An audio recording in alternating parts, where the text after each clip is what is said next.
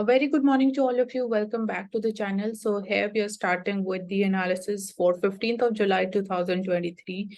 So firstly, we see that India's third lunar odyssey commences with perfect launch. So that's a good news for the entire nation. So spacecraft, it enters the elliptic parking orbit and soft landing is likely expected on August 23rd. So Chandrayaan-3 testament to our scientists' relentless dedication, said by the Prime Minister. So here in the picture, you can see a picture during the launch of this vehicle from Sriharikota. So it was successfully launched on board a launch vehicle Mark III rocket from the Satish Dhawan Space Center, and it is India's second attempt at the soft landing robotic instruments on the lunar surface after the previous attempt of Chandrayaan-2. It failed in 2019. So thus far, if we look at other countries, so only three countries, which includes US, Russia, and China, they have successfully soft landed on the moon. So further successfulness of this operation would depend upon the soft landing of it on the lunar south pole. So apart from this, we have also discussed about that why India wants to explore the southern pole or the polar region of the moon and what are the challenges in that, how basically the difficulties that varies from basically equator to the polar region of the moon.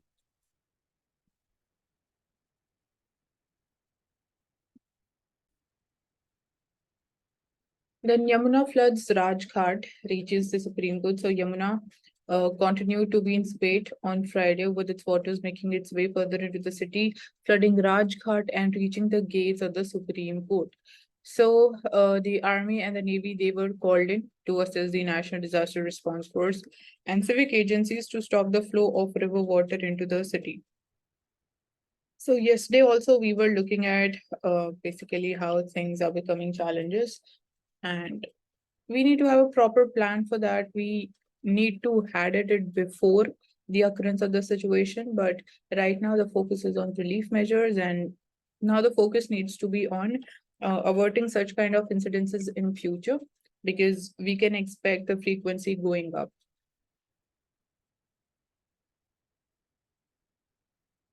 And India, France, they're set to co-develop the jet engine. So we've finalized a deal on this. So taking the defense cooperation between India and France to a new level, the two countries have announced that they will extend their groundbreaking defense cooperation in advanced aeronautical technologies by supporting the joint development of combat aircraft engine and also an engine for the India multi-role helicopters being designed and developed by the HAL. So apart from this, basically, obviously the benefits to India would be the technology transfer and obviously reducing our reliance over other countries and developing our domestic manufacturing capabilities. And apart from this, obviously it would be generating more job opportunities.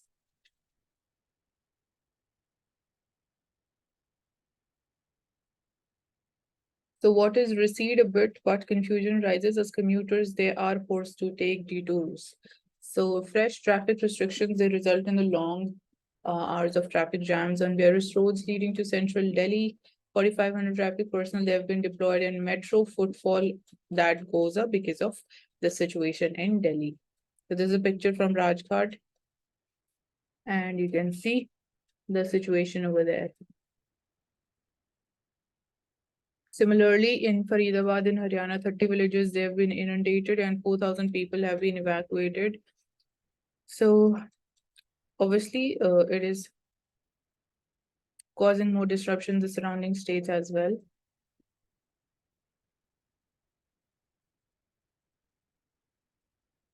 So the displaced residents, they say that there is lack of relief measures and water supply for them. So they are basically complaining about the lack of basic facilities or basic services for them. Then Delhi's iconic heritage sites, they face the brunt of flood waters. So this is a picture from the Red Fort and Shah Alam tombs or Qudsiya Mosque and over 700-year-old Wazirabad Bridge are the ASI protected monuments that have been inundated. So a new dimension can be added in the form of the damage that it can cause to these cultural and the heritage sites.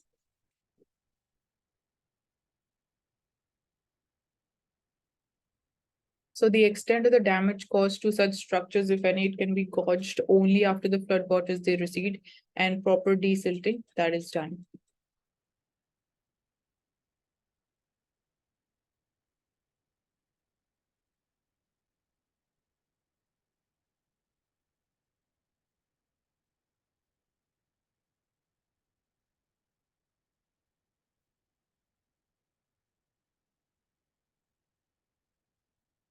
So remembering a long forgotten hero, spade of the programs, including exhibition, heritage walk, and talk is planned to celebrate the bicentenary year of Nawab Wajid Ali Shah, and he was the last king of Awadh, who was a fine connoisseur of art. So an exhibition walk, all of this being organized. Apart from this, so he was an artist himself, and we're celebrating and commemorating his birth anniversary through art.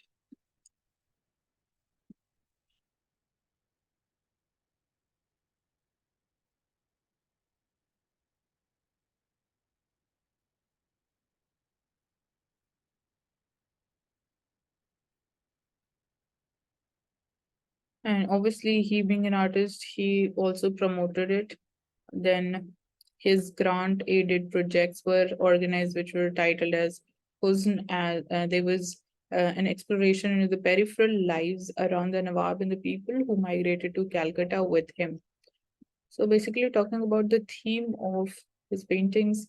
So while working on it, he began creating artworks on the Nawab, and it will be those on display at the exhibition, which would be called Intikhab.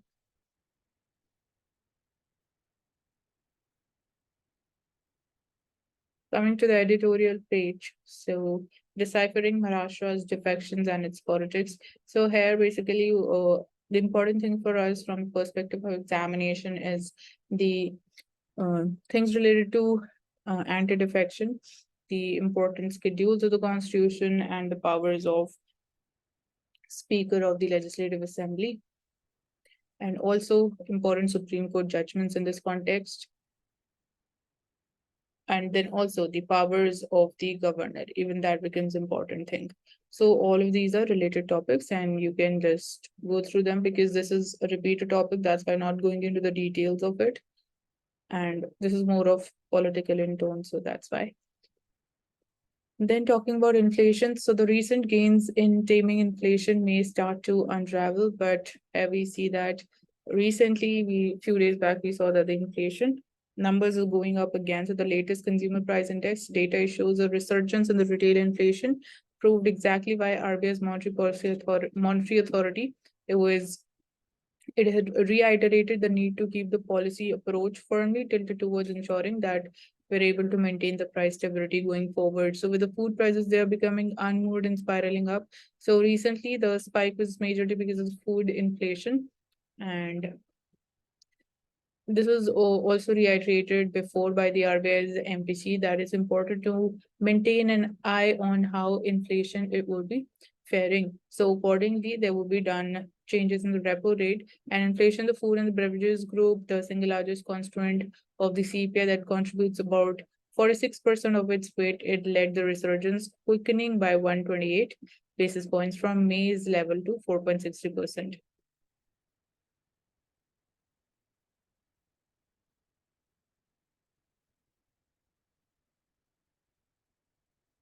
So virtual summit and virtual silence talking about the SEO summit was recently held, and the author of the article is Vivek Karju, is a retired Indian Foreign Service officer. So let's look into this article. So at a media briefing on 4 July, India's Foreign Secretary, he vehemently asserted that the fact that Shanghai Cooperation Organization summit it was held virtually in no way signifies or hints or insinuates the dilution in the objectives that we are trying to seek of the SEO summit. So he did not disclose, however, any reasons for not holding the summit physically or in the hybrid mode. And to emphasize that India's commitment to the SCO, he dwelt on the political, economic, and the cultural initiatives the country had taken and 134 meetings and the events which had been convened during its SCO presidency. And what he overlooked was the legitimate point that it is precisely because India had invested so much effort in the SEO that the summit should have been held physically or in a hybrid mode, and that would have imparted its greater salience. But his failure to give even one credible reason for having a virtual summit indicates that India is moving away from the approaches which led it to become an SEO full member in 2017. So basically, it is somewhere pointing towards our losing of interest in the SEO, or the way, or the vigor that we used to have initially when it comes to SEO and taking new initiatives. So basically the author is pointing towards that.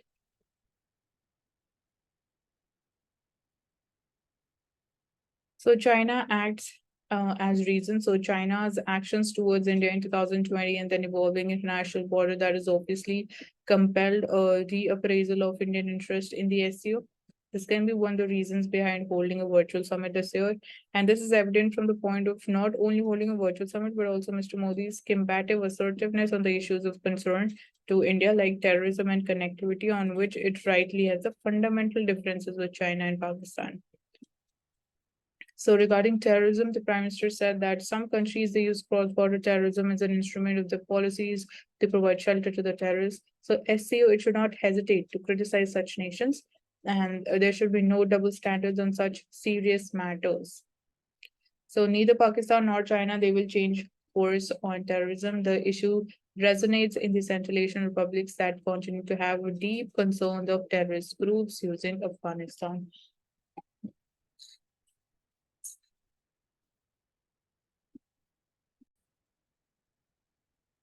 So this is the first focus area when you talk about terrorism. Then second talked about connectivity, though like it is also a core issue for the SU, but India's isolation in the organization that is apparent.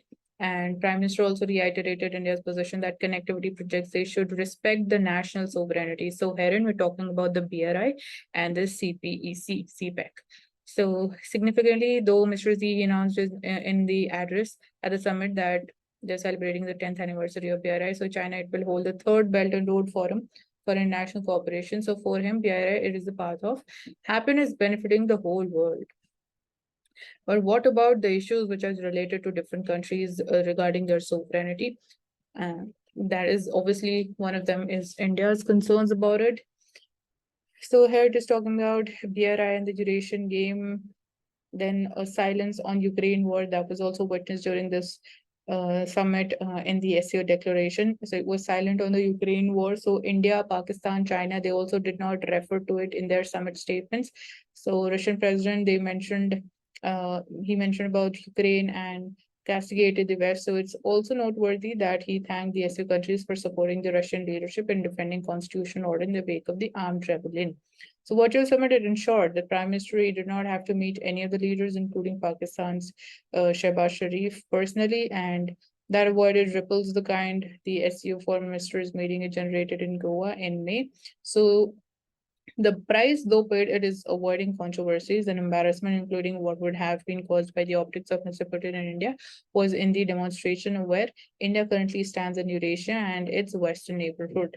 So many eyes will now be on the BRICS summit that would be held in South Africa in August, where Mr. Z and perhaps Mr. Putin, they will be also present. And will Mr. Modi go to South Africa or prefer to avoid any chance of muddying the waters before his great moment in the diplomatic summit of the G20 summit? So these are some of the nuances that needs to be understood, specifically in the context of India.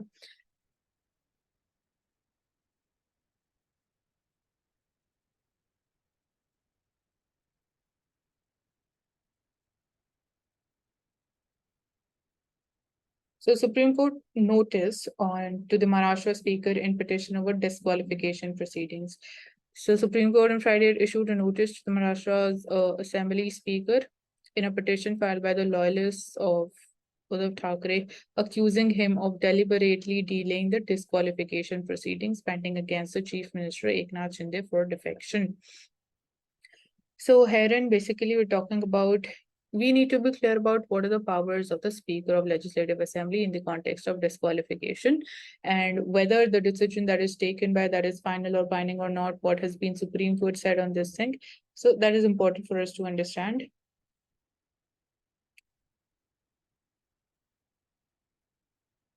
So Indian contingent marches in Paris to Sare Jahan Se Acha, and Prime Minister is also been conferred with the highest award of France.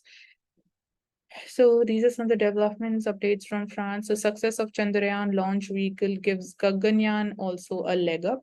So obviously this would be motivating for the future missions as well. So our president says that congratulations to the team and everyone who worked relentlessly to accomplish the feat. It demonstrates unwavering commitment to advancement in space science. So here, statement coming from the European Space Agency as well. ISRO, it will receive support from the stations of the partner organizations thanks to its global extract network of deep space stations. ESA, it can help its partners track, command, and receive data from the spacecraft as well. So these are some of the technical things that have been mentioned here in this pictograph. And destination is moons, South Pole, launch vehicle, liftoff, all of that technical things have been mentioned. So it will be following the same trajectory as its predecessor. And the propulsion module, it will orbit the Earth several times before slingshotting towards the moon.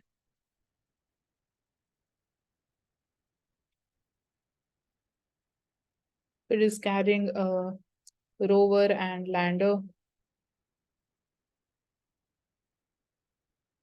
So distance between Earth and Moon has been mentioned, 384,400 kilometers. When the lander will land in the Moon, it is scheduled to be land on 23rd, 24th August. So it will be landing on Moon's South Pole and operate for 1 lunar day, which is equivalent to 14 Earth days.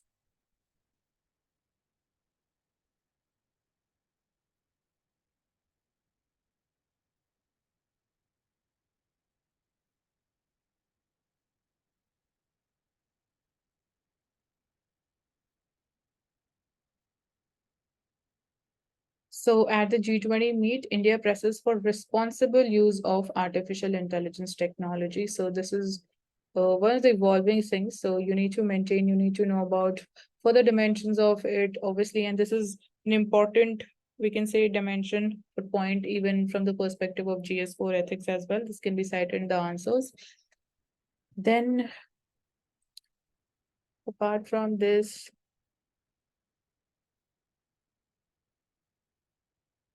so one more cheetah dies at the Kuno National Park. It has been found dead in Madhya Pradesh. And the fifth adult to have died since 20 of the beasts, they were translocated from Namibia and South Africa a year ago. So definitely this also raises several questions about their survivability and adaptation to the Indian climate. And we see 5 of them have already died.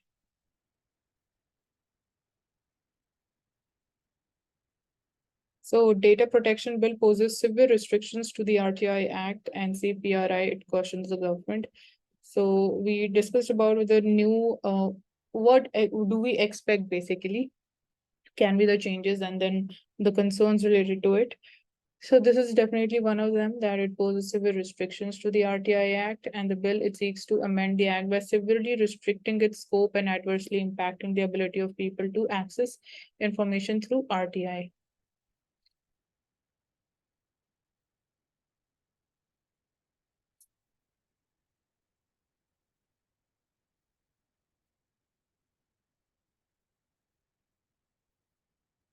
Coming to the world page and seeing what are the new developments. So communication blackout and disease breakout in the Sudan as fighting rages. So we know the war is going on in Sudan. So the capital is Khartoum. It experienced a communications blackout for several hours. So army and paramilitary forces, they waged intense battles, and humanitarian groups, they warned of worsening crisis further.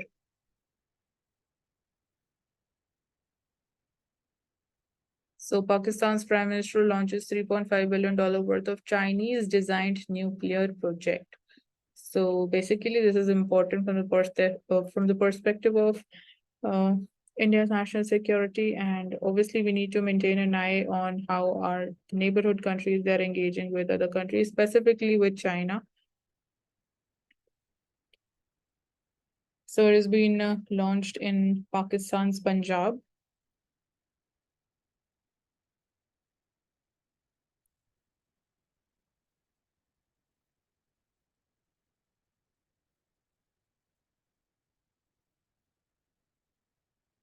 Putin says that Prigozhin refused to cede command of Wagner. So we've been talking about this crisis. So in Jai begins China, Blinken rallies ASEAN countries against the coercion. So US Secretary of State says the countries they must uphold the freedom of navigation in South and Southeast, uh, South and East China Seas and maintain peace and stability across the Taiwan Strait. And he also meets the Russian counterpart and shuns the meets China's counterpart and shuns the Russian foreign minister.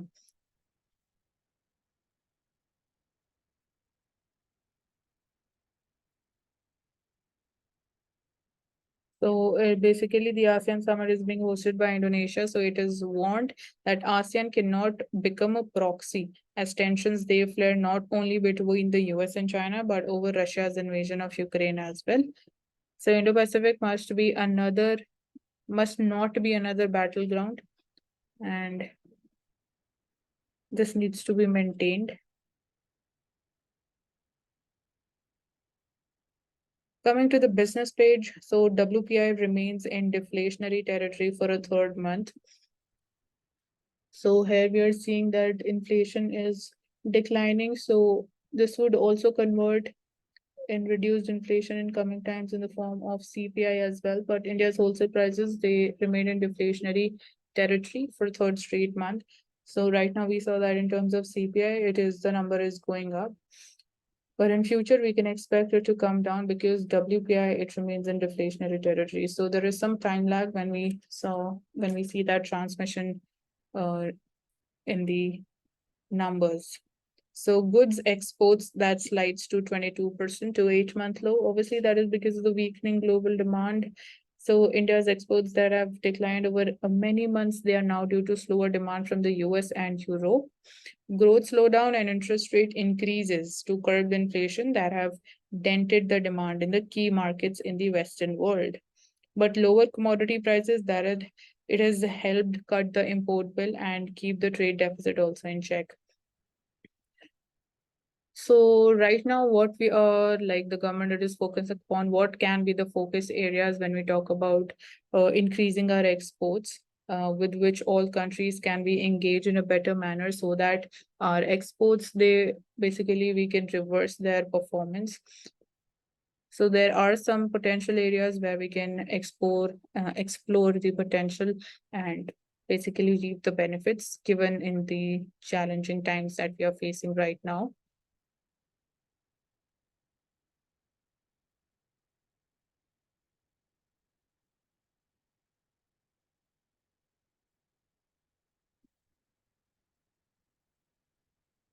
Coming to Financial Express newspapers, it's talking about Chandrayaan 3 mission launch, exports, they plunged 22%, steepest in 3 years.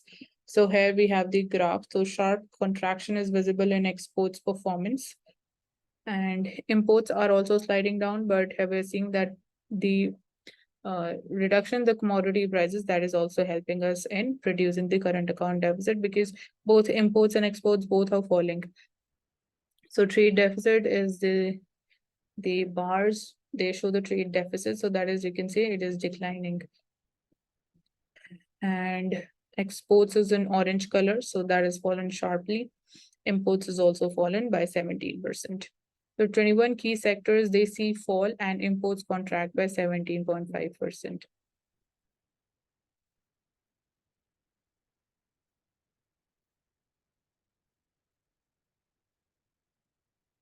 So Brent crude oil hovers over $81 over the supply disruption. So there are now concerns that the Brent crude oil price, it might spike up again, and then further it would be causing more economic challenges.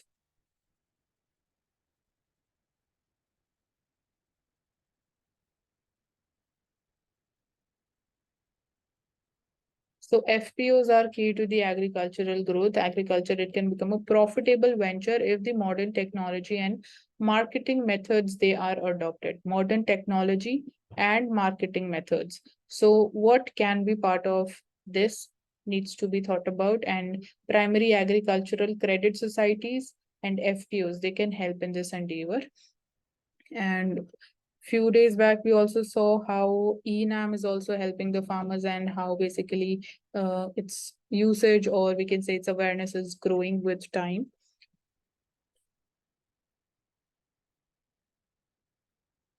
So RBI to soon ease the guidelines for rupee trade. So we'll go into this when we have the guidelines. So new drugs bill is going to regulate the imports and the manufacturing as well. So the quality of drugs that we're manufacturing is also basically a thing that has come into the picture because of certain issues that came to the limelight. So here we talked about the M schedule, how that would be ensuring good quality products, and the role of regulator becomes extremely important during such incidences.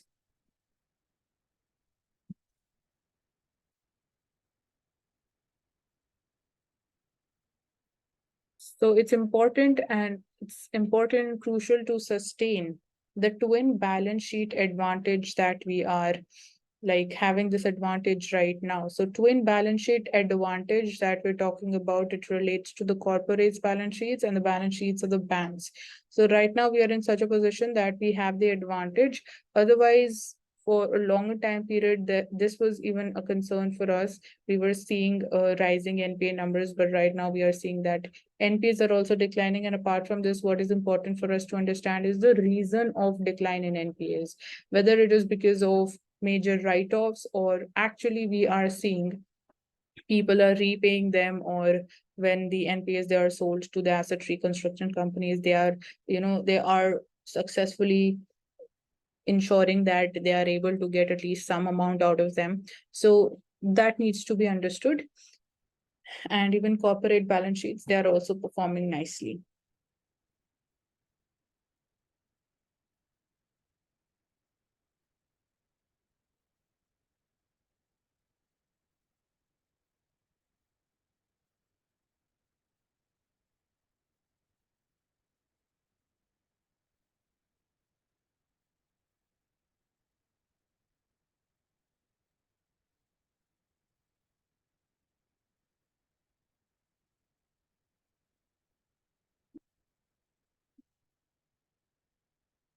Coming to Indian Express newspaper. So here again, Chandrayaan-3 mission, India's moonshot.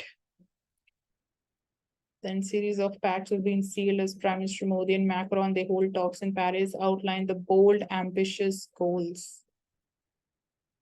So from UPI to LNG, launch of India's UPI in France, then missiles to get a new India consulate, jointly make military platforms for friendly countries, plans for French firms to develop helicopter engines, production of spare parts MRO facilities in India, pact between Indian Oil and Total for LNG supply, and target of 30,000 Indian students by 2030.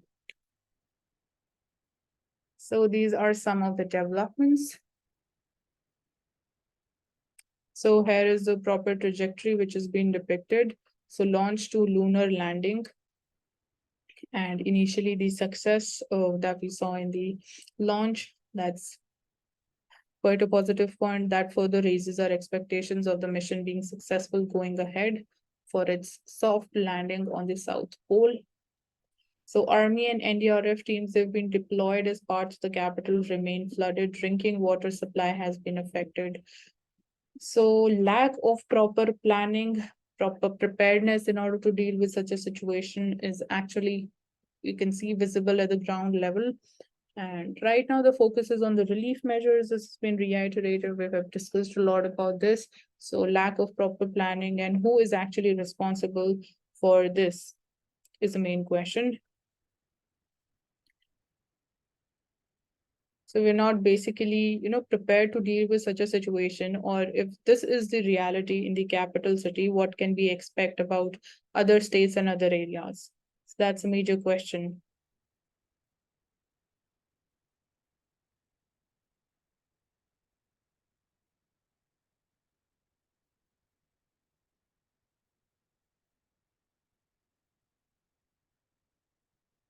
So, inspired by the mantra of Sabka Saath, Sabka Vikas, Sabka Vishwas, and Sabka Prayas, our government has made a series of efforts to boost pro-people governance, which helps the poor, youth, farmers, women, and the marginalized. So here you can see that even if in your answers you can bring in these all the different categories, like what steps have been taken in order to, for good governance, or be a boosting pro people governance for the poor people, for youth, for farmers, women, and the marginalized sections.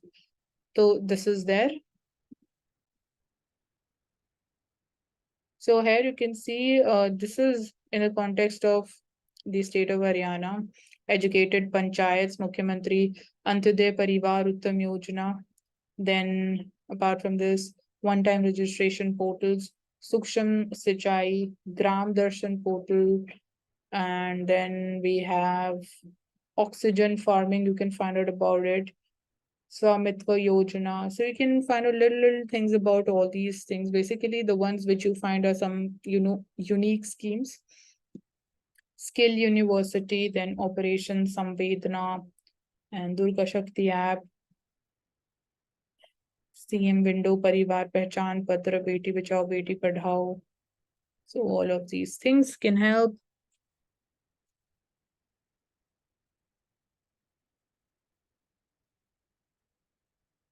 So Hathni Kund Barrage at center of the DJB Haryana government's bat. So the peak discharge from the barrage Tuesday, it was around 3.6 lakh cusecs, while this had fallen to around 58,000 cusecs on Friday. So while the Delhi Jal Board vice chairman said that on Friday that water from the Hathnikund barrage in Haryana, it was not released into the eastern and the western Yamuna canals earlier this week, but into the river. And officials in the Haryana Irrigation and Water Resources Department, they've said that it was not possible to release water into the two canals considering the river's flow. So basically, we can say that situation is basically from the water that has been released from the Hathnikund barrage from the state of Haryana. So it needs to be released in a controlled manner given the current situation in the capital. But again, no attention was paid to this thing. So this shows lack of coordination between the states and the union territory. So if that would have been there, there were proper updates from both the sides, I think the situation could have been controlled in a much better manner.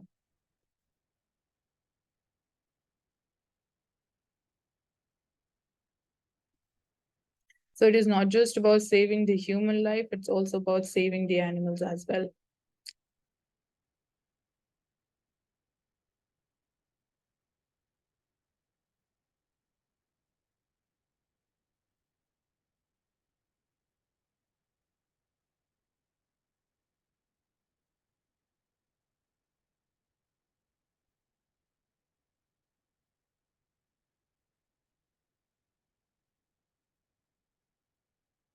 So here, when we talk about the India translation, so you can see all the dimensions are there. When we talk about defense, space cooperation, civil nuclear energy, Indo-Pacific, counterterrorism, critical technology, that is one of the emerging and key areas, even in the context of India-US relations as well. Critical technology is very important, supercomputing, artificial intelligence, quantum computing, and cutting edge digital technology, then civil aviation, then partnerships for the planet and global issues. Here we have in terms of the plastic pollution for health, when we talk about One Health, pharmaceutical sector becomes important. Then partnership for the people, talk about student mobility, Indian diaspora, diplomacy, research, sports, and civil society. So these can be different points even in your answer as well.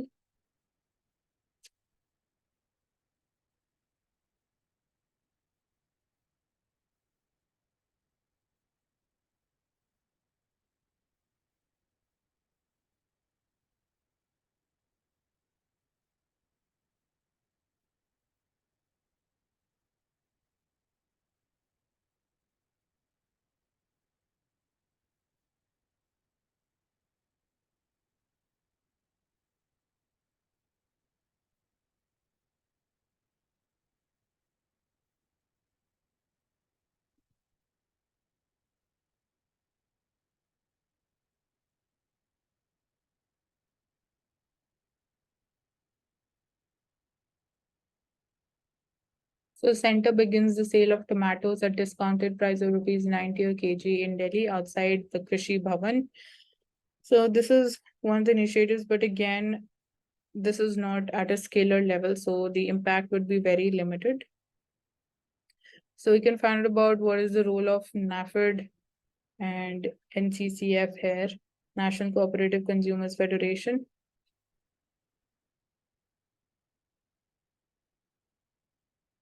So farmer cooperatives, they're going to boost the economy and the jobs creation. So agriculture, animal husbandry and fisheries sectors, they are the backbone of the country's economy, and strengthening them will strengthen the country's economy. So it was addressing the National Mega Conclave on the farmer producer organizations in the cooperative sector. So these three sectors, they together contribute 18% of the India's GDP, but they are never discussed in the country. So unlike manufacturing, if agriculture, animal husbandry and fisheries, they are strengthened through the cooperatives, then employment opportunities, they will also increase along with the GDP. But how are you going to ensure that it would be strengthened is the main thing.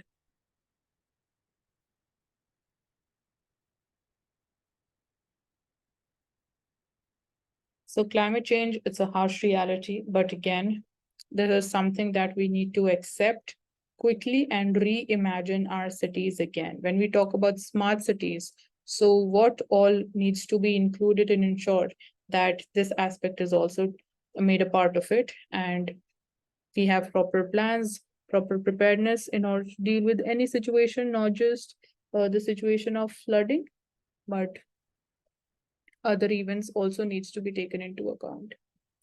So China, it is also trying to transform 30 of its mega cities into sponge cities. So that's the keyword, sponge cities that use green roofs to slow down the runoff into the drains, urban forests to enable percolation, and groundwater recharge, and wetlands to absorb and reuse two-thirds of their water.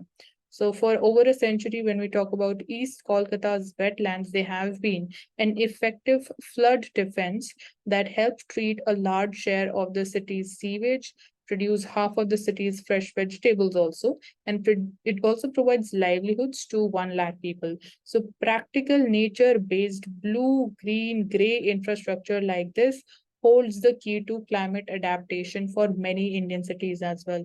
So this is extremely important, I would say, something which needs to be present in your answers in the relevant questions. Very, very important thing. So here, when we go into the details of this article, so ensuring drainage exists and it is working also. So right now, when talk about Delhi, even there, this is something which needs to be addressed when we talk about the drainage system of the entire capital. So most urban civic bodies, they conduct a monsoon audit ahead of the season. This is to ensure that the stormwater drains and tanks, they are like working properly and they're not choked. So it's a complex task that needs planning all through the year and adequate financial and human resources also, but they're rarely the priority.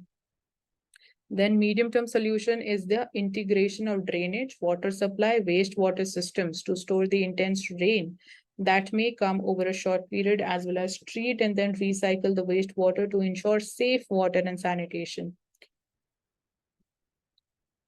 Then talking about improving the roads, so expansion of our urban areas faster than the planned drainage system means that many roads effectively they become storm water drains. So to reduce these local flooding, we need to improve the way city roads they are built and they are repaired.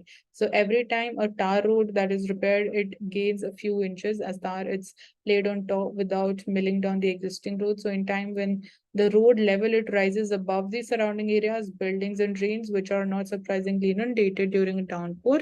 So this is made worse when most of the flyovers, underpasses, sometimes metro lines, they are built to address the traffic. They'll end up disrupting the existing drainage, leading ironically to massive traffic bottlenecks post the flooding situation. So greening the cities and using blue, green, gray infrastructure needs to be the focus area. So as our cities, they expand to become the impervious concrete jungles, there is less space for water to percolate down and flow in a proper planned pattern.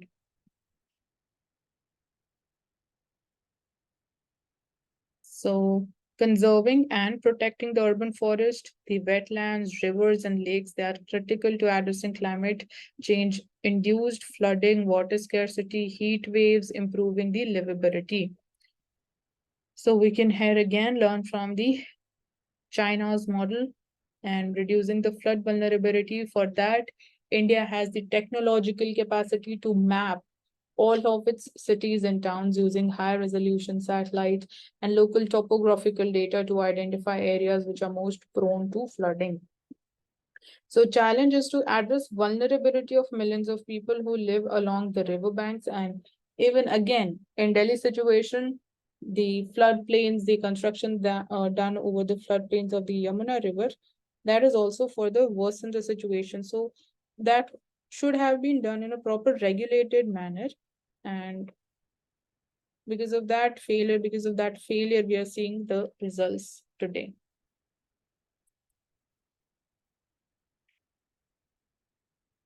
So we have become much better when we talk about evacuation and protecting the people's lives, but have a long way to go in enabling the real community-based resilience. Then we can work upon improving the early warning systems, and we need to protect and prepare our cities for future flooding, drought, and heat waves that will arrive at our doorsteps with the climate change. So finally, it's time to accept that we live in a warming world and in which climate change is a harsh reality that all of us, poor or rich, we need to adapt to. So this, I would say, is the most important topic and the article in today's newspaper.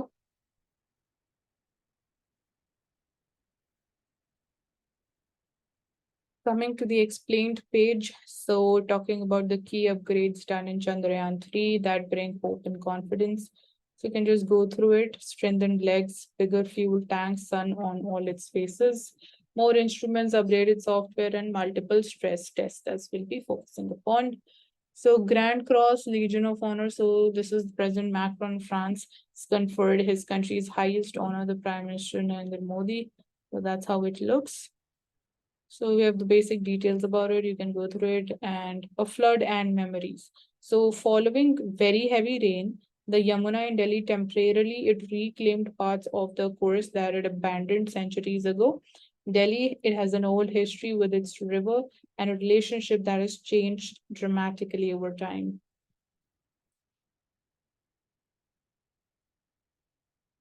So here talking about different nuances. So the Yamuna in Delhi, which is for most part of the year, no more than a ribbon of polluted water, it rose to 208 meters on Thursday evening, causing Delhi's worst flooding on record. So river touched 207, then like this was similar situation in 1978 also. So Ring Road that was submerged, the water lapped the walls of the Red Fort also. So basically it has disrupted the lives in areas like Civil Lines, ITU, Rajghat, they were flooded. So the fort and the river, talking about the Salimgarh fort that was built by Salim Shah Suri, was the son of Sher Shah Suri in 1546 on a riverine island. The Red Fort, it came up across what is now the Ring Road in 1648 on west bank of a braid of the Yamuna.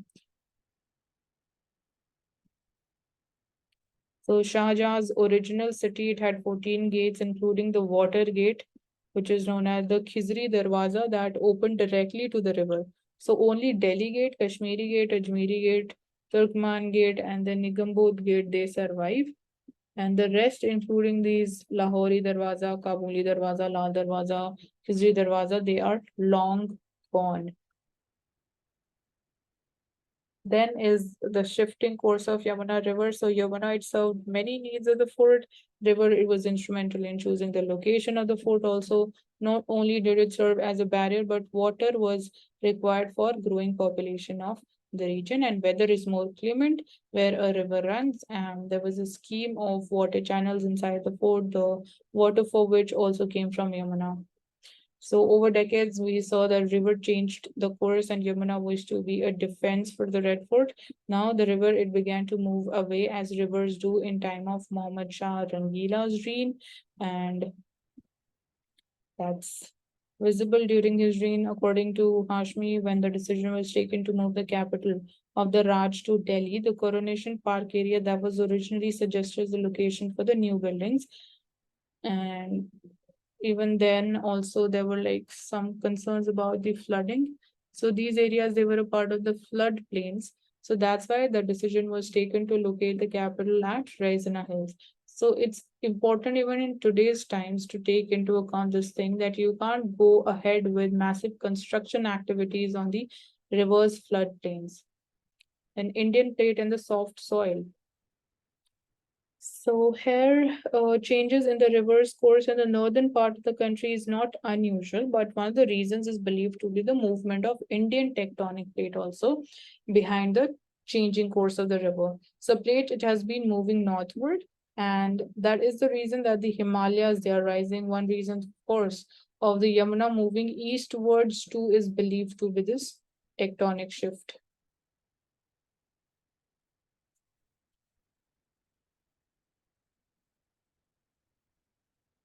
So Defense Acquisition Council, it has cleared the purchase of 26 French-built Rafale marine fighters and 3 additional Scorpion submarines for the Navy.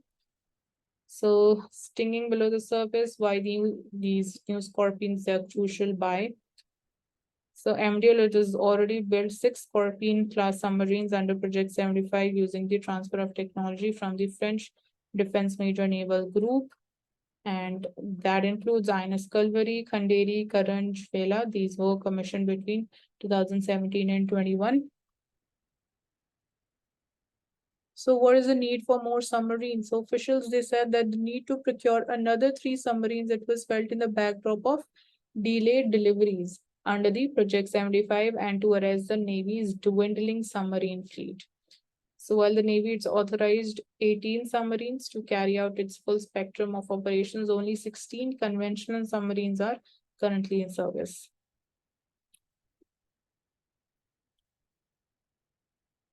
Coming to the economy page, let's see what is few different topics if we are able to find any. So China's BYD summits $1 billion plan to build electric vehicles and batteries in India. So this is going to be a partnership and with the local company, 3 people with the knowledge they have been informed about this. So long-term plan is to build a full lineup of the BYD brand electric cars in India from hatchback to the luxury models. So this is basically a new entrant and competitor into the Indian markets when we talk about the electric vehicles. So that's all for today. Thank you so much for joining us in today's analysis session. And I hope that the topics that we took up today were clearly understood by all of you and do make the relevant basically notes if you are doing so. And that's all. Do subscribe to the channel if you haven't and also hit the like button for the video.